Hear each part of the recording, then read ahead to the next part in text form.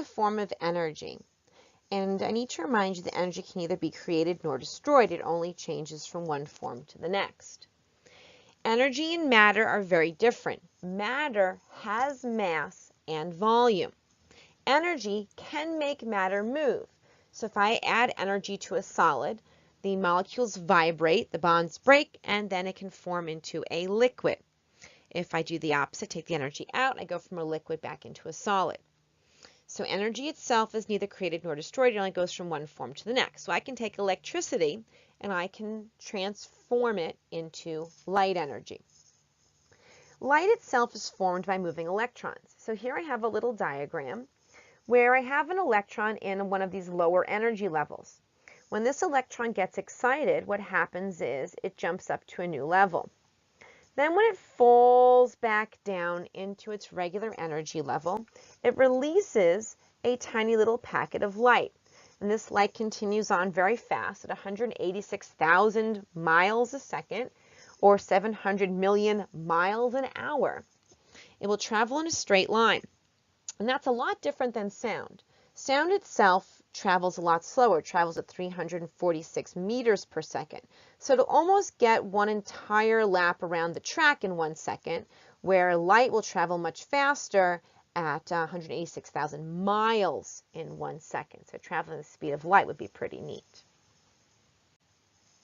An object is the color of light reflects. So all objects either absorb or reflect light. When they reflect light, those are the colors that we see. So if someone is wearing a red shirt, they appear red because red light is reflecting off their shirt and reflecting back to us into our eye. If we see a yellow car, yellow light is being reflected off the car and we perceive yellow. Green grass, same thing. Green light is reflecting off the grass. That's why grass appears green.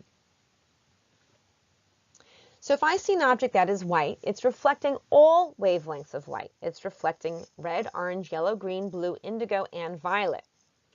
So those colors mix together and then we perceive white. If I see an object that is black, well, it's not reflecting any light. It's absorbing all wavelengths of light and nothing is bouncing off of it. So it's absorbing red, orange, yellow, green, blue, indigo, and violet. So if I'm not reflecting anything and I'm absorbing all the light that comes in contact with it, then the object appears to be black. But if I'm reflecting all of the light, then it appears to be white.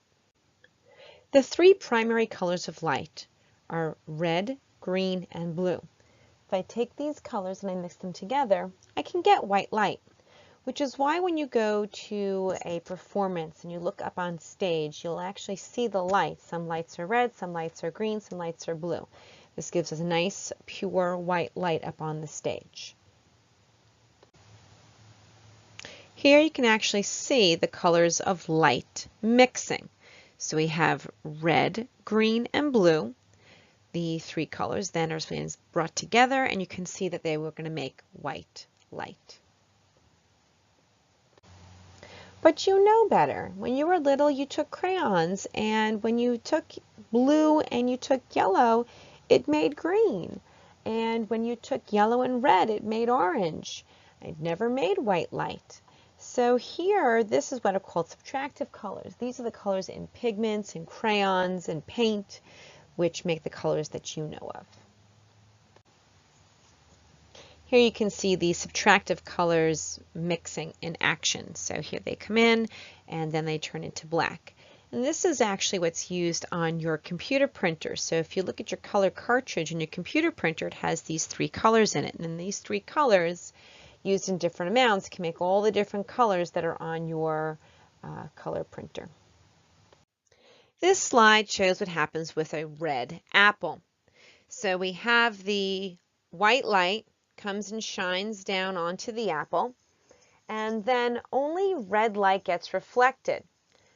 The red light goes into your eye and you perceive red.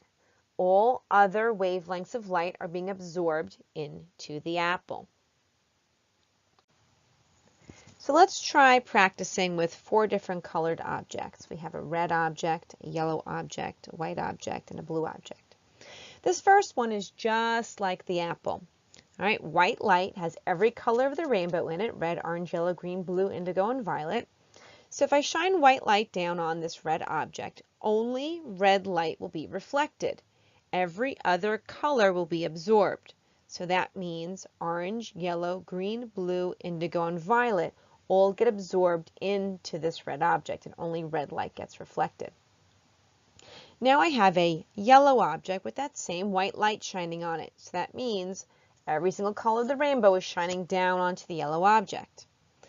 So since it's yellow, it should reflect yellow light. And then red, orange, green, blue, indigo, and violet all get absorbed. Now down here on the bottom left we have now a white object. So no matter what color I shine on it, it should reflect off of it. So in this case, if I shine blue light on it, blue light would be reflected. Nothing gets absorbed for a white object. That's why if you ever go to those bounce houses or you go play laser tag, they have those black lights that you go under, and then you seem to look purple wherever there's anything that's white. That's because white light, anything that's white, will reflect all the different colors and all different wavelengths. Doesn't matter what shines on it. Now our last one here we have is a blue object. Well, since it's blue, it's only going to reflect blue light. But in this case, I'm shining red light down on top of it. Since I'm shining red light down on top of it, well, red light should be absorbed. If red light's being absorbed, then what's being reflected off of the blue object?